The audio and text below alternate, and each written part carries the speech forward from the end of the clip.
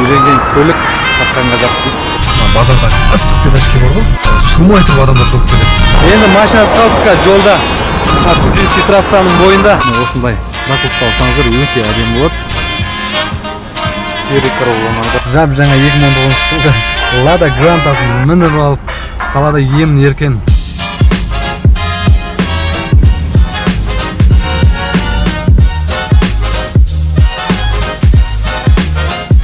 Екінші бөлім пена кетті, пена. Ассалаумағалейкум достар, қалайсыздар? Үйренген жау атыспаққа жақсы, үйренген көлік сатқанға жақсы дейді. Тағы да осындай Королла көлігіне 2014 жылы екен. Комплектациясы жақсы жалпы. Ақ Королланы айдадық, қара Королланы айдадық, серый Королланы айдадық. Енді серебристый Королла. Капотын тексереміз. Капоты оригинал. Есіктерін тексереміз. Пробегі 70 мың деп тұр нерде. Артқа айналдырған сияқты. Себебі не үшін дейсіз ғой? Ай жерде кішкене бұнызы көп ұстаған, жақсы айдаған біраз. Бірақ көлік жақсы жағдайда. Ішіне химчистка жасалған көрініп тұр. Панельдеріне полировка жасаған, барлығын жуған, тазалаған. Көліктің бағасын 5 миллион 700 деп тұр. Қазір келіссөздер жүргізіп жатыр. Егесі басқа жақта. Телефон арқылы саудаласып жатыр. 5-те 4-ке берем дейді окончательно. Маған қазір жылдам көлік алу керек, себебі басқа қалаға бару 5-те 3, 5-те 4 көп пайда табылмайсың, себебі нарықтағы бағасы осындай. Сол себепті көреміз қазір, келіссөздер жүргізіп жатыр. Көліктің артқы жағын тексеріп көреміз талшын анелмен. Барлығы өзінің родной краскасында. Артында кішкене жырық бар. Былай ештеңе кетпейді. 5 жыл болған көлікке. Арты таза, іші өзінің родной несінде. Краскасында. Көліктің іші осындай. Мен алған Короллардың барлығы осындай болды. Так. Барлығы родной. Ағайындар, көліктің егесімен сөйлестім. Қысқасы 5-те 3-ке келісіп отыр. Мен тәуекел етіп алам. Бұл көліктен бірақ 5-те 3-ке алғанмен көп пайда табу екі талай, себебі нарықтағы бағасы осындай. Ары кетсе енді бір қинап тұрып, бір 5-те 5-ке сатып болады. Көтермейді, себебі 2014 жылы Королла осымен алып тұр. Және де маған ұнаған жерде титановый құйылмалы диск және екі хаманка. Осы нәрселері өте тоңғи болғанмен рөл ойнайды. Және де мына жерде өзінің лобовой әйнегі, терезесі трещина берген, бірақ өзінің Toyota оригиналды, сол себепті ауыстырмаған бет. Ауыстырудың да қажет жоқ, қатты.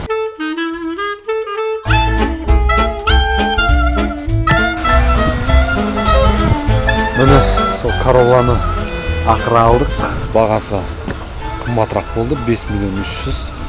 Бірақ бұл Королланы білесіздер, қазір нарықта сұраныс өте мықты. Араға көп күн өтпей-ақ, уже қазір сатылып кетті, қазір соңғы барып жатырмыз. Жаңа егесіне бұйырсын.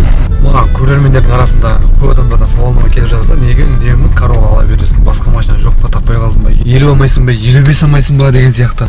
Жалпы Королла көлігі бар ғой, базарда ыстық пирожки бар ғой. Сумай тұрып адамдар жолып кетеді. Қазіргі нарықта сондай көліктердің бірі да. Сол себепті көлікті алғаныма көп болған жоқ. Уже бағасы келді. Бағасына келістік. Қазір соңға барып жатырмыз. Жаңа егесіне атын аударып береміз. Жасадық. Счетқа ақша аударылды. Енді машинасы қалдық жолда. Кунжинский трассаның бойында такси тоқтатып тұрмын, бірақ ұзақ уақытқа созылмайды, себебі мені құтқаратын Алмакар компаниясының жалға беретін автокөліктері, сол жерден барып машина аламыз. Келесі машина тапқанша сол машиналармен жүре тұрамын. Алғайындар, Алмакар компаниясына келдік. Мұнда қыздар 5-ақ минутта документті оформить етіп, барлығын жасап, 5 минуттың ішінде көлік алып кетсеңіздер болады. Бар болғаны 10 мың теңгеден басталады екен. Мұнда көліктер доверенісі, техпаспортты алып, қазір көлікке барып айдайтын боламыз. Сонымен ағайындар, жаңа іздеуге шықтым мен. Мұнда Алмакар компаниясының жап жаңа 2019 жылғы Lada Grantасын мініп алып, қалада емін еркен айдап жүрмін. Қазір бір нұсқа шықты. 2013 жылғы сол әдеттегідей Королла ақ түсті. 5 миллион 300 деп сап қойыпты. Қазір барып көреміз. Мұнда доллардың бағамы қазір 389-ға көтеріліпті. Бізде машина қымбат дейміз, негізі теңгенің құны түсіп жатыр, сол себепті машинада қымбаттап жатыр, өкінішке орай. Міне машинаға келдік. Бірінші қараған кезде жағдай жақсы.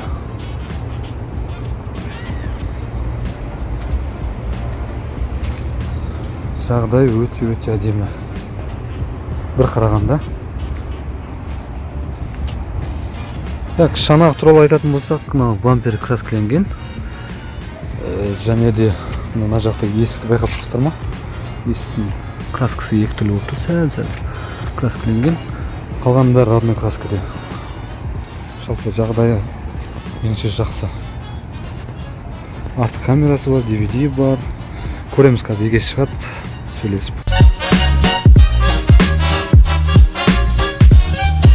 Міне ағайындар, көлік жуып, тазалап, әдемілеп, міне көлікті осындай әдемі кейпінде таныттық. Мен сіздерге қазір сату алдындағы суретті қалай түсіру керек туралы айтам.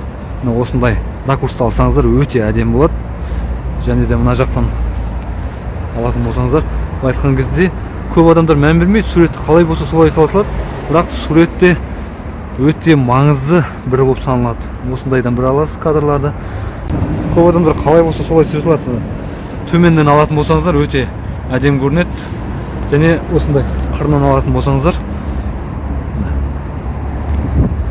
Қазір жарнамаға қойын деп отырмыз. Кезекті Corolla 2013 жылғы.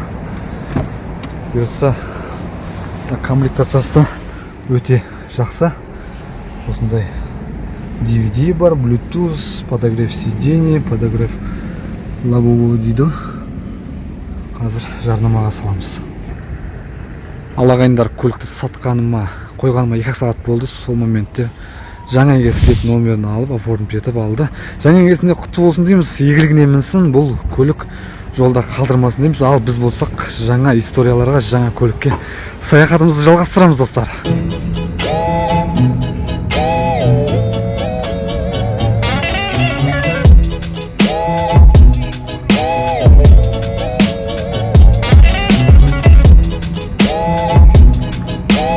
Ассалаумағалейкум ағайындар, міне Таразға кеп қалдық, туған өлкем.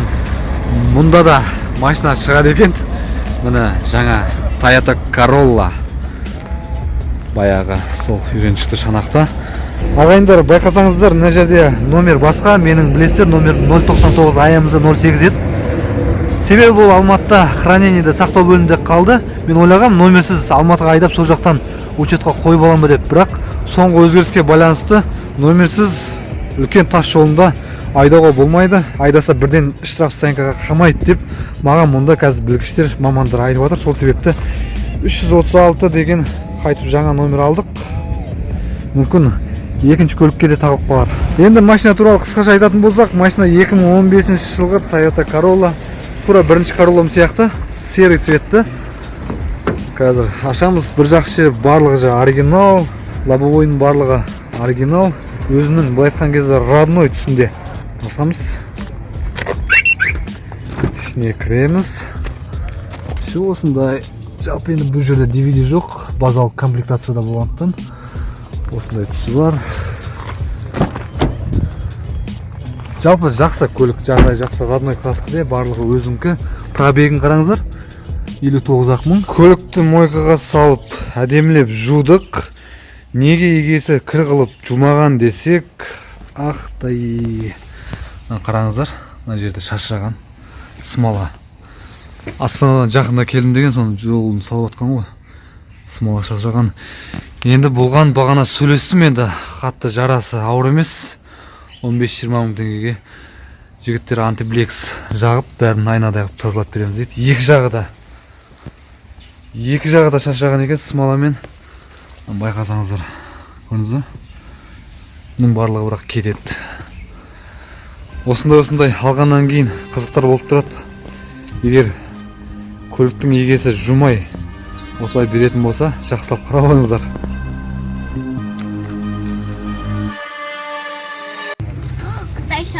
Ешқандай мамандарға бармай-ақ, мынандай pitch cleaner деген арнайы осындай смоланы кетіретін құрылғыны шашып қазір кетіріп жатырмыз. Өзіміздің қолымызбен ақ. Қолымыздан барлығы келеді негізі. өсіп жібердім сразу осындай қара жерінде шығады. И артынан осылай губкамен сүртіп тастайсың. Иә, смала. Көз алды кетіп жатыр, иә? Көз алды кәдімгідей ағып түсіп жатыр. Смаланы кетіргеннен кейін өзі бір шай болып жатыр. Мына жерде ақша жүріп жатыр. 2-3 теңге сап қойдық, әлі жетеді уақыт.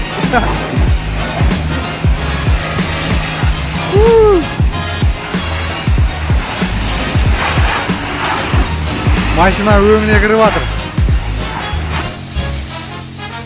Екінші бөлім пена кетті, пена. Әлі 200 теңгеміздің 100 теңгесі бар, 97 теңге бар әлі. 200 теңгеге машинаның полный жуып алуға болады екен.